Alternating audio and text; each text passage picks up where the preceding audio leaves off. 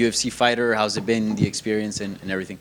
Yeah, there's a, it's been amazing, man. Just getting to know the team. Team over here is just so organized, so on point, so welcoming, so hospitable, so helpful. It's good. It really does feel like I've just been signed to a new football team and just getting all the facilities. Everything is just done at top tier level, so professional. So yeah, I'm excited, man. I'm happy to be here. Has that brought any extra nerves? I mean, you're such a veteran that you've been around for so long and have experienced so much, but it is something new, right? Yeah, it's a new experience, but I embrace new experiences. I always say I love being a student and learning new things, and so that's how I feel. It just feels like I'm just experiencing new things. I'm just soaking it all in, and come Saturday I get to release all that energy. And you've talked about how being in the UFC was a dream of yours for quite some time. So I'm sure that you daydreamed a lot of one day transitioning and joining the UFC. When you who did you envision yourself fighting? Is Kevin Holland the guy that was on your radar and somebody you wanted to fight? Nah, not really. As in, like, at that point, it was just a case of just being here. You know, when you're visualizing it, when you're visualizing being in the cage, it's more just me, the crowd, what I'm doing, my finishes and how my entrances and all that kind of stuff. The opponent doesn't mean anything, because all I'm trying to do is manifest all the good points of it, and whoever get kicked in the face on the way, it doesn't matter. And what are your goals joining this promotion? Is it the belt? Is it just having fun, super fights? What is your goal now that you're in the UFC? I don't do things just to make up numbers. So we're here for the belt. I'm here to get the bling. So getting to the top is key, which is why I start with somebody or the likes of Kevin Holland. It needs to be that type of challenge. There's no point. I don't have time to be trying to build myself up, and I don't need to. And that was a conversation I had, with the UFC. They were, equally in agreement of that, and I think they've shown their intentions by giving me Kevin Holland first. Lastly, what does the path to the title look like for you? A big, entertaining knockout, and maybe another spectacular knockout, and then the belt. Michael, Kevin's known as a bit of a showman, as are you. In a way, is this sort of the perfect starting platform for you, right? If you go in there and he talks a bit of shit to you and you can talk some shit back, get the knockout, that propels you in a way that, like, Michael Chandler got propelled by Dan Hooker. Are you sort of looking at this like that? Yeah, I keep telling everybody I feel like we're going to have the first live in-cage podcast of me and him talking. But yeah, no, it's such a great fight. I think for so many different reasons. He loves to strike. I love to strike. His entertainment. In fact, he loves to talk. I love to kick people in the face. It just works. He does like to strike, and we've seen him make some deals in the past about staying on the feet and cutting out the grappling. Do you kind of feel like he might make that deal with you, or no? He is definitely not going to make that deal. I think he's had a taste of that style already, and yeah, I don't think he's going to want to use as many of his attributes as possible to make sure he wins this fight. In a way, though, if he does do that to you and you get to stop that and still get the victory, that shows the UFC fans that, hey, like, I'm not just this flashy guy getting strikes, I can do MMA. No, of course, and but the thing is, for me, I don't, and I've never cared to prove anything to anybody. I know what I do. I have to do it in training every single day. And the fact that people think I go to an MMA gym and only train kickboxing is wild to me, considering I'm doing MMA. So yeah, like, I'm where I'm so superior in my striking, it does feel like, everything else is miles behind, but it's slowly catching up. Last one from me. For the people who might not know, how big would you versus Leon Edwards, English versus English, be for the world title?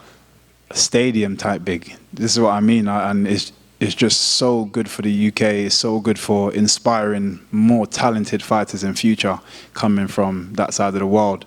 Yeah, I'm just going to keep manifesting. I'm going to keep putting it out there, and we're going to make it happen. Right here, next to you. Kind of going off of that, I know a lot of people want to see you in the UFC before, but given the state of UK MMA now with Tom and Patty and Molly and now you and Leon, is now the perfect time to kind of join the UFC, considering like that part of the world is seemingly never been better?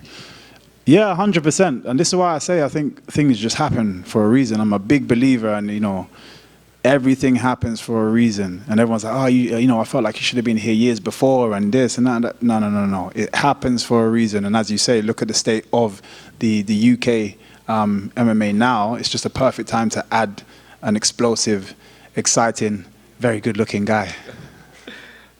I know you had a few things to say about the UFC gloves, but have you had a chance to actually get into the octagon? Because in Bellator, there's not a lot of corners. You can't really corner a guy in there in the circle. Yeah, so I've actually been in the cage. The cage is fine. The canvas is unbelievable. It's amazing.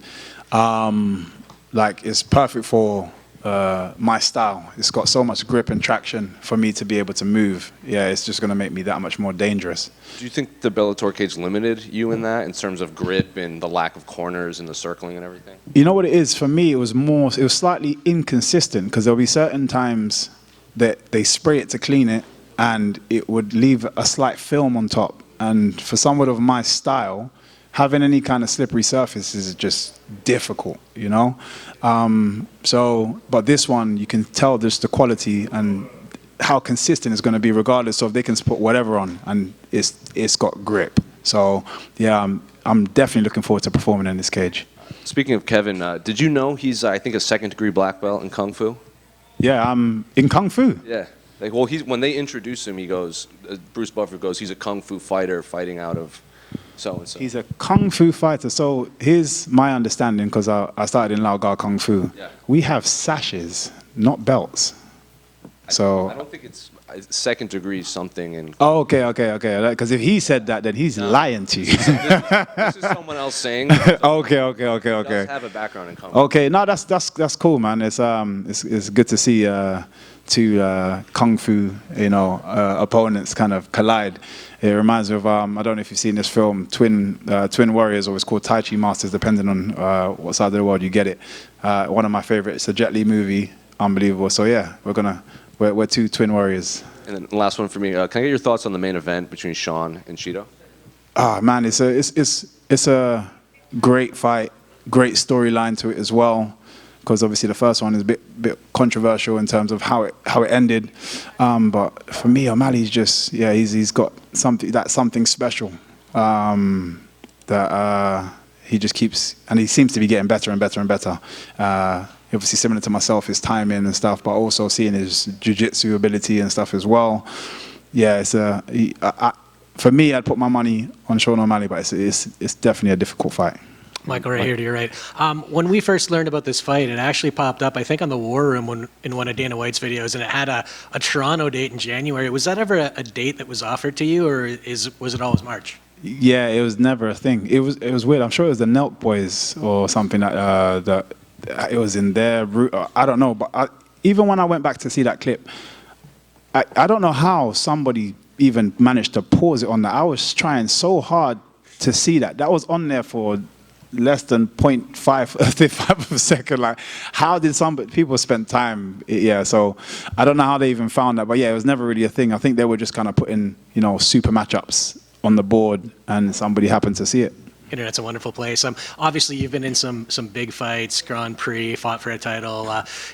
We hear about octagon jitters and the nerves. Are there any nerves this fight week so far, or is this just old hat to you at this point?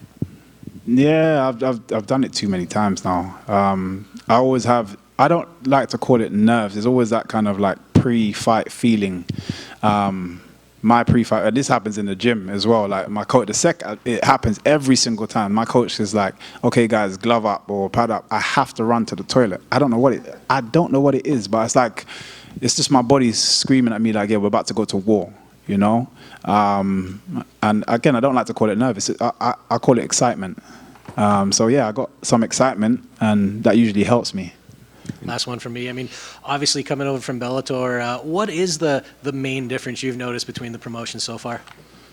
Organization, structure, people on the floor, just professionalism. It definitely feels like I've stepped up a league, and we're not talking in terms of opponent here or caliber of fighter, because for me, mixed martial arts is a sport, and I've fought so many guys in the UFC and so many guys outside the UFC, and the standard is the same. It depends on the practitioner.